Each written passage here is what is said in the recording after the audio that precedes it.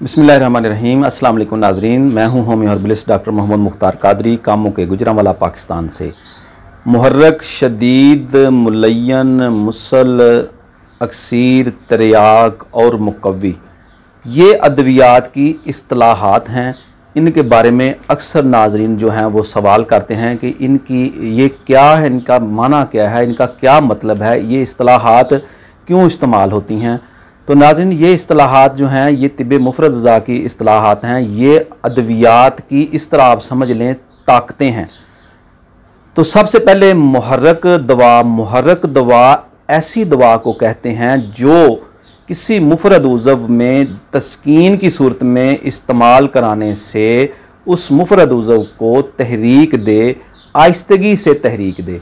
आप इस तरह समझ लें कि ये ऐसी दवा है जो जिस्म में दाखिल होकर जिस्म के मुफरद उज़व को जिसके मुतल्लिका ये दवा होगी उसको तहरीक देगी और उसको उसके फ़ेल को दुरुस्त करेगी, यानी उसको आहिस्ता से थपकी देगी कि आप उठें, काम करें।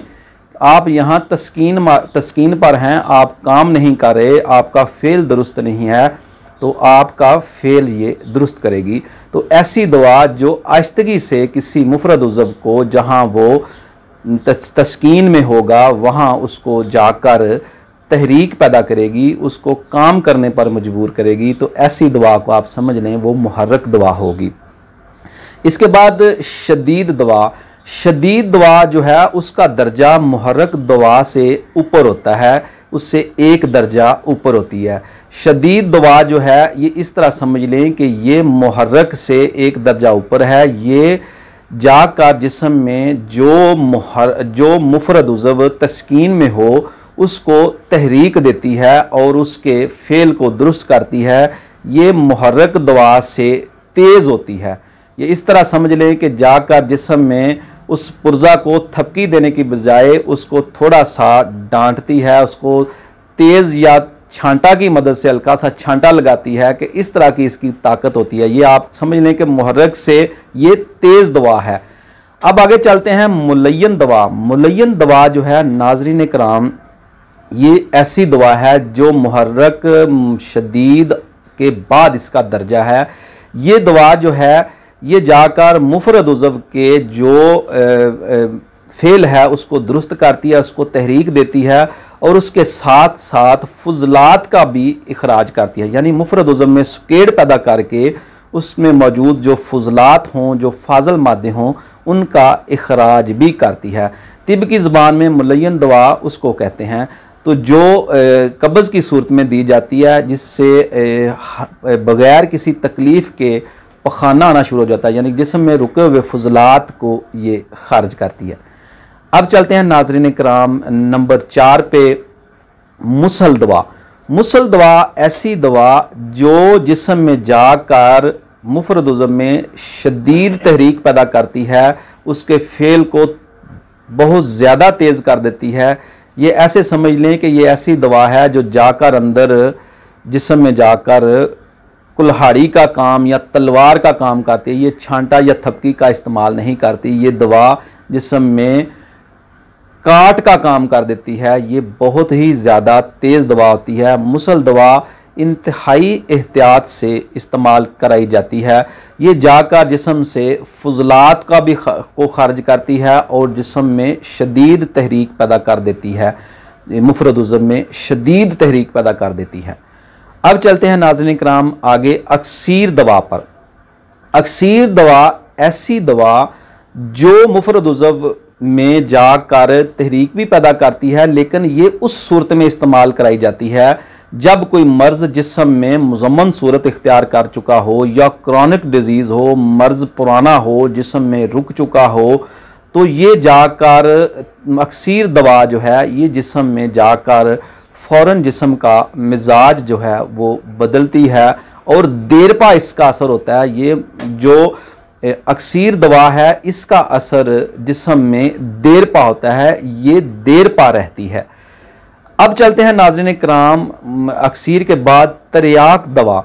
तो तरियाक दवा जो है ये जिस्म में इस तरह समझ लें ये एंटीडोट होती है। जिस तरह कोई एलोपैथिक मेडिसिन होती हैं जो फ़ौरन जो है जिस्म में जो असर करती हैं, जो मुफरद अज़ा में जाकर फ़ौरन रिएक्ट करती हैं, तो तिर्याक दवा जो है ये जिस्म में जाकर फ़ौरन जिस्म का मिजाज जो है फ़ौरन चेंज कर देती हैं। तो तिर्याक दवा और अक्सीर अद्वियात जो हैं इनको इंतहाई एहतियात के साथ इस्तेमाल करना चाहिए, या माहिर मुआलिज जो है, क्वालिफाइड मुआलिज जो है, वही इनको एहतियात के साथ इस्तेमाल करा सकता है, क्योंकि इनमें जो है इन अद्वियात में कुश्ता जात या जहरीली अद्वियात भी शामिल होती हैं। आपने समझ लिया मुहर्रक, शदीद, मुलय्यन, मुसल, अक्सीर और तिर्याक दवा के दर्जे। तिर्याक दवा जो है बहुत ही ज़्यादा तेज़ दवा होती है। अब चलते हैं मुकव्वी अद्वियात। तो मुकव्वियात जो हैं ये ऐसी अद्वियात या ऐसी ग़िज़ाएँ जो हैं, तिब्ब मुफ़रद अज़ा में ग़िज़ाएँ बहुत ज़्यादा मुकव्वियात के तौर पर इस्तेमाल कराई जाती हैं, लेकिन इनमें इसके साथ अद्वियात भी मौजूद हैं। लेकिन अद्वियात की बजाय आपने मुकव्वियात में ग़िज़ाओं को जो है वो ज़्यादा फ़ौक़ियत देना चाहिए। ग़िज़ाएँ जो हैं, मुकव्वियात क्या हैं, ये ऐसी ग़िज़ाएँ या ऐसी अद्वियात होती हैं जो खून को मुफरद उज़व में जज़ब कराती हैं, उसको तक़वियत देती हैं। मुकव्वी अद्वियात उस सूरत में इस्तेमाल कराई जाती हैं जब मर्ज़ जो है वो जिस्म से खारिज हो चुका हो, जब मुफरद उज़व जो है वो तहरीक से जो तस्कीन से तहरीक की हालत में आ चुका हो, तो मर्ज़ या अलामत जो है वो ठीक हो चुकी हो, तब जो है वो मुकव्वियात का इस्तेमाल किया जाता है। अक्सर हुक्मा इकराम मुफरद अद्वियात या मुरक्कब अद्वियात, मुहर्रक, शदीद, मुलय्यन, मुसल या तिर्याक, अक्सीर भी इस्तेमाल कराते हैं, लेकिन मर्ज़ ठीक हो जाता है, लेकिन बाद में मुकव्वियात इस्तेमाल नहीं कराते। उस मुफरद उज़व को जो तस्कीन में था तहरीक पैदा कर दी जाती है, लेकिन उसको ताकत नहीं दी जाती। तो मुकव्वियात जो हैं ये मुफरद उज़व को ताकत देती हैं। तो तीनों मिजाजों में, तीनों मुफरद अज़ा, कल्ब व उज़लात, जिगर और गुदद और दिमाग व असाब में मुकव्वियात को बहुत ज़्यादा अहमियत हासिल है। तो मुकव्वी दवा जो है उसकी ज़रूरत जब पड़ती है तब पड़ती है जब जो मर्ज़ जो है वो दूर हो चुका हो, तो फिर मुकव्वियात का इस्तेमाल कराया जाता है ताकि मर्ज़ जो है वो दोबारा लौट कर ना आए। यहाँ बहुत बड़ी गलती की जाती है कि मरीज़ को मुहर्रक, शदीद, मुलय्यन अद्वियात इस्तेमाल करा दी जाती हैं, लेकिन मर्ज़ दोबारा क्यों लौट आता है? इस वजह से लौट आता है कि उसको मुकव्वियात इस्तेमाल नहीं कराई जाती, उस मुफरद उज़व को ताकत नहीं दी जाती। तो मुफरद उज़व को ताकत देने के लिए मुकव्वियात का इस्तेमाल किया जाता है।